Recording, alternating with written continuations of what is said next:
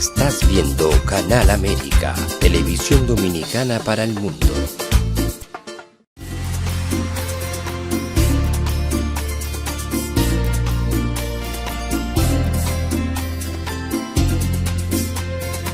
A Time for True Show is sponsored by the Office of Dr. Bernard Fialkoff, a periodontal, dental implant and laser specialist in New York City, for over 40 years. Dr. Fialkoff was honored by the International College of Dentists and Pierre Fauchard, and received the Presidential Lifetime Humanitarian Honor from the White House. Call us at 718-229-3838. Sometimes life can be so damn hard. You don't know where to go. Everything keeps falling apart. Yeah. You try to do your best, but only God knows that you've given everything you've got, but the world takes you down. You just keep moving on. Let your fears.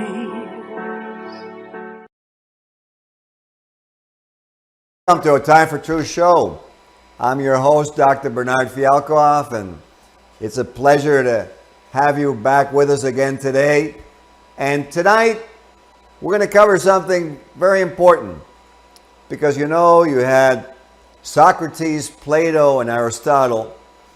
And what happened there is that you had a turning over and handing down of wisdom, of knowledge, and abilities that were gained so that the human race could go forward. And tonight, we have an athlete who's more than an athlete that we're very lucky to have with us, that's doing a similar thing as they did back in Greek times, and moving things forward and taking of his experience. And Buddha, if you will, let's put him up on the screen and introduce with his pictures Kevin Special K. Daley, a Panamanian born man, former basketball player for the Harlem Globetrotters, who also played for the Panamanian national team. Mr. Daley, during his college years, played in Nevada, UCLA, and Azusa Pacific University. And in the year of 2000, he led the Cougars to the NAIA Final Four and earned the conference Most Valuable Player honors. His professional career as a basketball star took him overseas to Australia, Taiwan, the Netherlands, and Panama prior to joining the Harlem Globetrotters, and for 10 years performing shows both in Spanish and English, and being featured as the team's World Tour dunker and showman. And there you see him, making the crowd laugh and smile. Throughout his legendary career as showman, Special K has been featured in hundreds of news publications, TV shows, internationally. He has also been seen in more than a dozen TV commercials, including one that we'll be showing you tonight, with his favorite Michael Jordan himself, where Kevin played double as a younger Michael Jordan for Gatorade's #1 commercial of all time. He authored his autobiography called I Never Stop Smiling, and uses that as a foundation in which he delivers speeches to help other entrepreneurs, athletes, and leaders. He is a sales director for Velocity Global and has traveled to more than 95 countries, touching and inspiring the lives of so many worldwide. He believes in helping others to help themselves, and also is author of a goal-setting workbook entitled Never Stop Your Goals to do just that, and a very interesting acronym, 1 + 1 = 10. A leadership masterpiece that's already creating a buzz and has created a buzz in the community. Kevin trains, motivates, and inspires not only organizations and associations, but also senior executives using his proven SMILES leadership formula. And in 2023, he made his acting debut in the feature film Sweetwater, an American biographical sports film about Nat Clifton, the first African American to sign a contract with the National Basketball Association. And so, Buddha, if you bring him up live, we want to bid a warm, a Time for Truth welcome to Kevin's Special K Daley. Thank you so much for finally having me on the show. Thank you. You know, thank you for taking the time. And I want to mention somebody that I know you and I both respect highly, Harlem Globetrotter Robert Z. Hunter, who spends so much of his life bringing people together, working for the community, and brought us in contact. So I want kudos to a man who doesn't ever want kudos, Bobby Z. Hunter, great humanitarian. And I want to get right to it because you have so much to offer. What were your dreams as a young man born in Panama? That is a great question. And at the age of 6, I made 3 major goals for myself. That I always say, if no one is laughing at your goals are not big enough. And at that time, people were laughing at my goals because I was in Panama, such a small country. The first goal was somehow I learned that you can get paid to play basketball. So I said, what? I can get paid to do something that I would do for free anyway? That's my first goal. I want to get paid to play basketball. Then I also said, I want to travel the world. You know, I'm here in Panama. It's a lovely country, but I want to see more of the world. And then then my third goal was I want to play with and against the best in the world. So I was able to accomplish all 3. I played basketball for 14 years, got paid for 14 years. 10 of those years were with the Harlem Globetrotters. I traveled the world. I've been to 101 countries. So I've seen just about every corner of the world. And then I got the blessing to be able to play with and against the best. I played 1-on-1 against Michael Jordan, like you alluded to. I played against Kobe. I played against Dirk, Panama against Germany, against Dirk. I played against Paul Gasol. I played against many players that we all know and are household names. So I was able to accomplish all 3 of those goals. Wow. Well, kudos to you. And Buddha, do you have that video ready for us? Yes. Okay, let's put the video on, because when I watch this, I can understand why it was one of the #1 of all time for Gatorade, because it is such an enjoyable video. Let's put that video on, Buddha.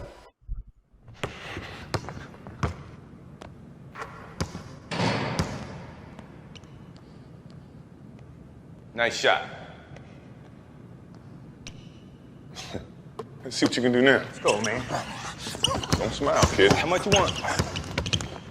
All day. Oh, gotta stay down on that. I got that. You got what? That's a youngster for you. Just when you thought it was safe to come outside. Bet you won't score again. I won't score again? How you like that rainbow? We're not done. Excuse me. Had enough? Well, look here, sucker. You reach, I teach.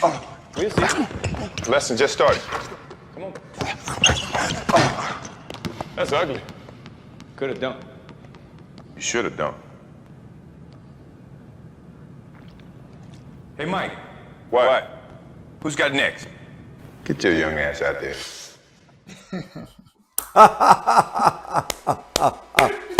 It's funny. So everything that you see, Wow. the Michael Jordan in the red. Right. No, go ahead. I'm sorry. No, go ahead. Tell us. You beat me to it. Tell us about that experience. That is so enjoyable. Go ahead.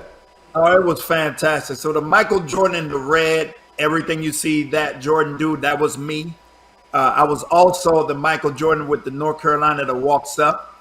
And when I first walked on the court, when we were getting ready to shoot on the first day, I extended my hand. How you doing, Mr. Jordan?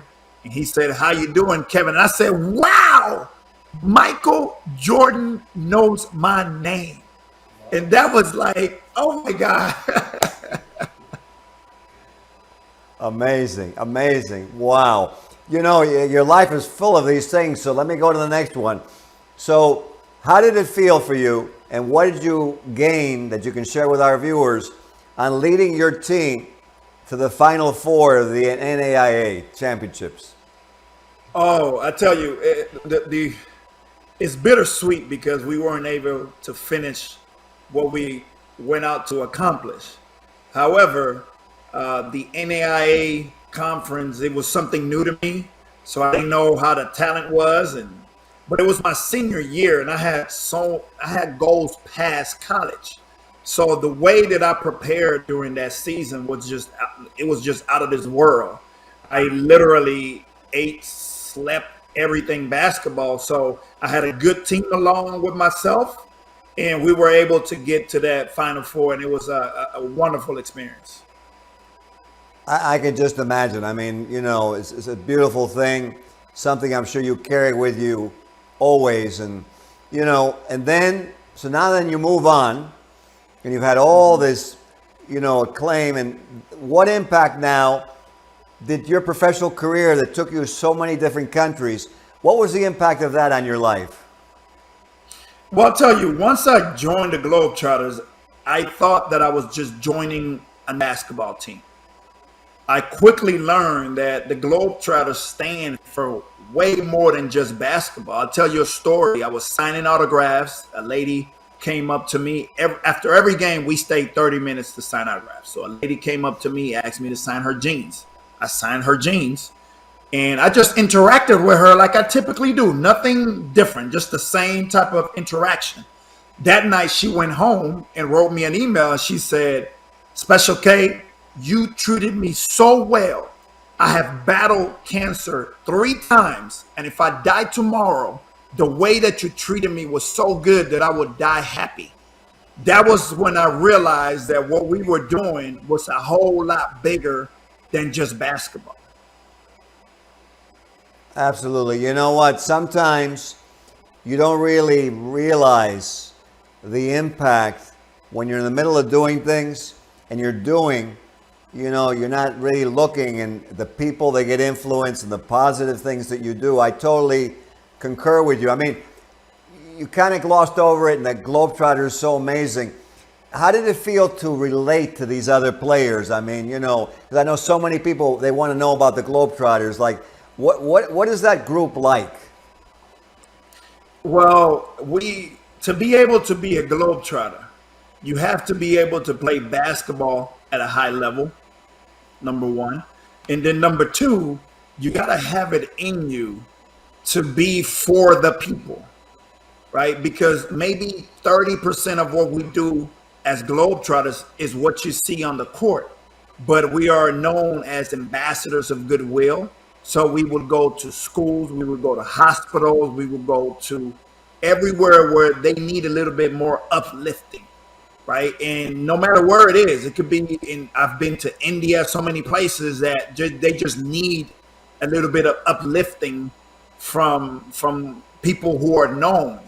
So that was the surprise for me, and that was the best thing out of it. That's what I took away. You can play for 103 different basketball teams, and it will probably be very similar. but the impact that we had on people, I don't think that could be duplicated. I can totally understand. Now, then you write an autobiography. So tell us a little bit about that. And I love the title. I Never Stopped Smiling. Yeah, my autobiography, it starts with some very, very rough and things that nobody wants to go through. At the age of 3, I lost my mother to suicide, and I was 3 years old, so I don't have any memories of that. But it impacted me throughout my entire life. The day that I finished and I published my book, that was the first time that I was actually able to talk about that situation freely. And I was about 38 years old or so, maybe 35 to 38, somewhere around there. So for 30 plus years, I couldn't talk about it. But the reason why I wrote it is because I felt like somebody could learn from my experience. So I wrote it. I was fortunate enough to win the reader's favorite gold medal award in the biography section, which I never expected.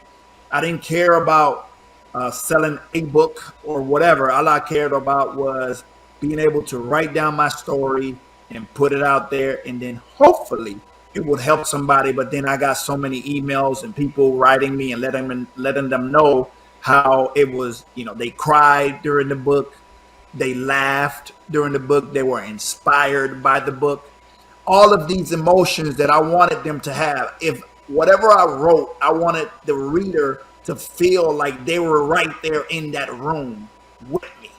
So when people tell me they laugh and they cry and they do all these things, these different emotions, that's exactly what I wanted to do. It's very interesting. I can see why you were a Globetrotter. I don't say why you were, you are. Why you are a Globetrotter. Because you're very humane and you're thinking about other people. Very interesting. In this world, I think one of the things we've lost with all the technology is we've lost our humanity, and you have that. And I wanted to ask you, what was it then that then you decided, okay, I'm going to become a mentor, I'm going to become a consultant. What is it that made you decide to do that in your life?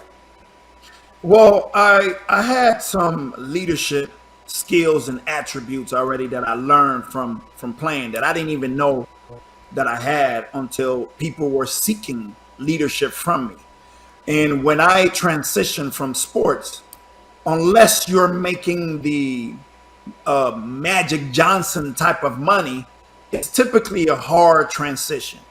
And it might not only be, you may be okay when it comes to financial, but it's an emotional hard transition regardless. That's why you see like Brett Favre, it's so hard for him to step away, and he came back from retirement. He didn't need the money. It's just he's been knowing football for so long, and now you have to kind of find yourself. So I was in that position where I didn't know what to do. I'm looking for what I wanted to find me today. And I entered into motivational speaking. I struggled in the beginning, but eventually I figured it out. And now I get booked by Microsoft, Northrop Grumman, Paycom, big companies. And I know that there's many, many athletes in the same position. So I wanted to help their transition, because I always say that us as athletes, if we don't give back to the world, if we don't share some of these lessons that we have learned and some of these attributes that we had that let us exceed and excel in our sports, that we're doing the world a disservice. So we have to share this so people can use these transferable skills into whatever it is that they're doing, corporate America. And, you could be a salesperson, marketing. It doesn't matter. Some of these same attributes are transferable and can help you perform at a high level in your position. So I want other athletes. I'm only one person, so other athletes can do the same. And I believe that we have things that people want to hear. Well, I think it's fantastic idea and basis to what you're doing. And I want to bring out something on the show, because that's the purpose of the show always, is that, here you are and you're thinking in what's called like a like the Pan American Games or in a pan-determined way. You're not looking at it as self-determined, like what can you get out of it, but you're looking at what can we create. And, you know, that's like a breath of fresh air in this world that if I feel if they apply what you're doing in general, we'd have less war, less violence, and more economy. Everybody's looking for economy. And like what you're talking about is going to bring that economy. So let me ask you a question. What kind of concepts or structural philosophy do you like to impart in your clients? So I'll tell you I'll tell you two. The first one will be very quick. The first thing is that I want my clients to communicate to the world that it doesn't matter what it is that you do for a living. You can impact somebody else. And I can give you an example. You could be a garbage man, for example, working hard, you know, bringing a meal to your family. But maybe you don't like that and you're complaining every day. But there may be a homeless person that watches you every Tuesday when you come on that block to pick up the trash that he says that he wishes that he could do what you do, right? So I tell people that no matter what it is that you do for a living, if you're doing it, do it with pride, do it with passion.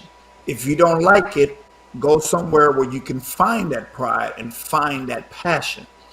And then number two, I teach them all my leadership formula, which is the SMILES leadership formula. The S stands for synergize. The M is to motivate.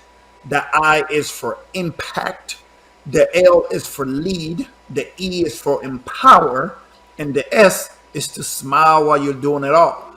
And I believe if we can all implement those pieces of that acronym, we will all be leaders. We will all be good team players as well. And we will all be helping each other to succeed. You know, I wholeheartedly agree. And I can see why Bobby Hunter wanted to have you on the program, because a lot of what your philosophy is going to help the viewers and help those all across. Now, I want to ask you a question, because we have a large Latin audience here. And as a Globetrotter, you did something that no other Globetrotter did. And I think that you did the shows in Spanish, right? Sí, claro, sí, soy 100% panameño. I am the only Harlem Globetrotter with the lead position of the show. We call it the Showman. And if you ever been to the Globetrotter game as of late, there's one guy that wears the microphone and he's in charge of the entire game. A lot of people know Meadowlark Lemon, so that's the role that Meadowlark Lemon had. And I was in that position, and once they figured out that I could speak Spanish and that I could also do and be that role, I started going to all the Spanish-speaking places, and I was the only person speaking Spanish. And I used to tell my teammates that couldn't speak Spanish, I say, hey, listen, when I look at you and I laugh, just laugh with me. I got this. And when we started going, the crowds became, they doubled. Every year they doubled and more until we had to play 3 or 4 games in the same city because there wasn't enough room. I remember in Argentina, we played at an iconic arena called Luna Park, which is like the Madison Square Garden in Buenos Aires. And we were the last basketball game that they played there until they shut it down, which is it's incredible. And it was in Spanish as well. Wow. Well, you know what? Since we have you on the show, and I'm sure Bobby would want this to be mentioned, is, I run a group called Drug Free World, which is an educational program that's international to educate kids, to educate youth, to protect them from being addicted, from committing suicide, from going down the drain, but to reach their goals by avoiding drugs. And the Honduran government is actually inviting us, and I know Bobby mentioned this to you, we'd love to have you with us, especially we're going to be in Honduras, a Spanish-speaking country. I'm Cuban. And, Dr. Marcos Garay, who is president of the Honduran Dental Association, Dr. Mario Pinel, who's also a very big leader in that group, have been talking to the Honduran National Police and Ministry of Defense and Security. And so we would love to have you. How would you like to come down there and participate with us at the end of September? Well, absolutely. There's two elements that you mentioned that it's a no-brainer for me. Number one is we're doing something good for people and helping them avoid some of this trash, right? The drugs and all these things that we know that we don't want them to be in contact with. So obviously for that, I want to go.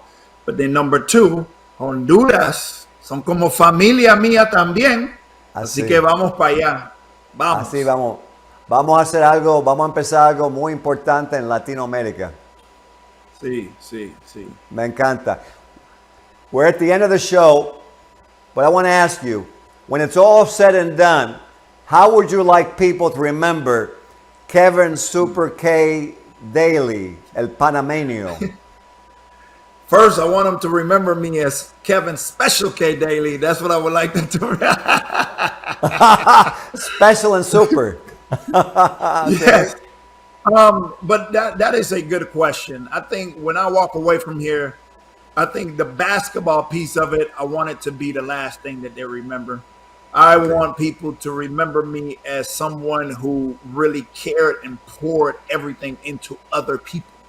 I want to be known as a good father as well to my two daughters that I have, a good friend, a good colleague. That's extremely important to me. And I never want them to forget my smile, because everything that I do it with a smile. Well, you know what? Absolutely. I think that's a beautiful goal. I'm sure it's going to happen. A lot of people, I'm sure, already are so enamored by you, your humanity, your care. You've got a high care factor. So I think something that we need to learn in this show is caring and leading like Mr. Daley is doing. And Buddha, I think we ran to the end of the show, right? Yes.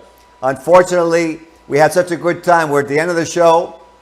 Boy, I want to thank you for taking the time.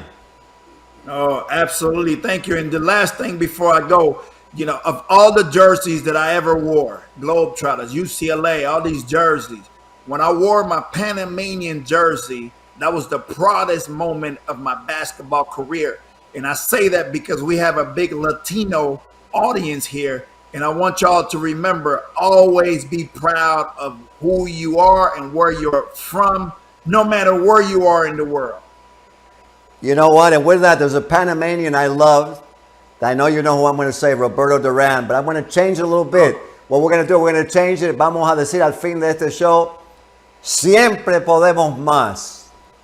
Siempre podemos más. Mano de piedra, Roberto Duran. It's been a pleasure. For those of you watching, let's take the energy that Kevin Special K Daley has brought to this show and that Robert Z. Hunter availed us of, and the Globetrotters and all that heart, and let's make a better world. Until the next time, have a good night. Thank you. This show was sponsored by A Time for Truth Foundation Incorporated as a community service. Sometimes life can be so damn hard. You don't know where to go. Everything keeps falling apart. Yeah. You try to do your best, but only God knows that you've given everything you've got, but the world takes you down. You just keep moving on. Let your feet